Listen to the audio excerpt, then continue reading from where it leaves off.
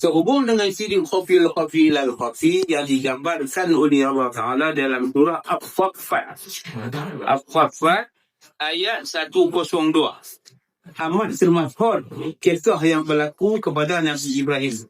Dinukilkan oleh Allah Ta'ala dalam hal ini bukan cerita.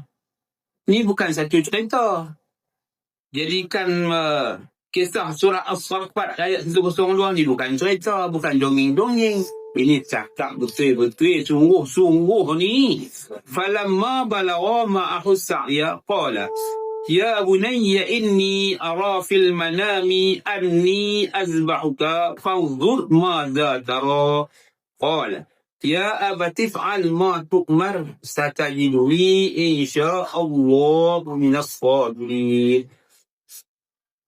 Nabi Ibrahim pun berkata kepada anaknya, salam ayat ni, falamma tak salam mana, selama lah ni beribu-ribu tahun, beratus-ratus tahun lah, beratus-ratus tahun, makna falamma balagha. Tak kala mana ia melihat anak dia iaitu Ismail matang, falamma balagha ma'ahu sa'ya, dia melihat anak yang matang cukup umur. Artinya balagha ni matang cukup umur, layak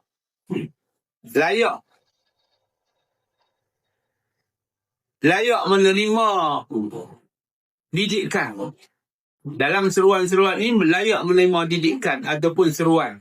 Maka dia pun ajulah soalan ini kepada anaknya. Itu bermakna falamma balagha ma'ahu sa'ya.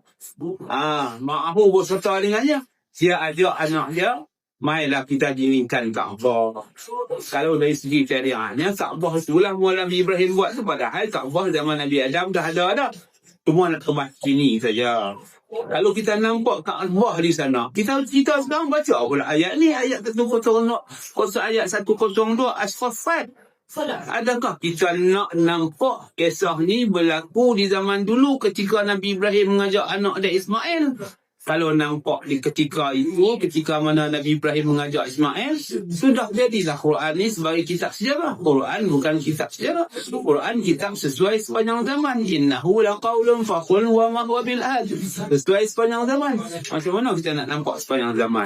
Ketika mana kita pula baca ayat 102 As-Saffat, kita kena nampak penting ni.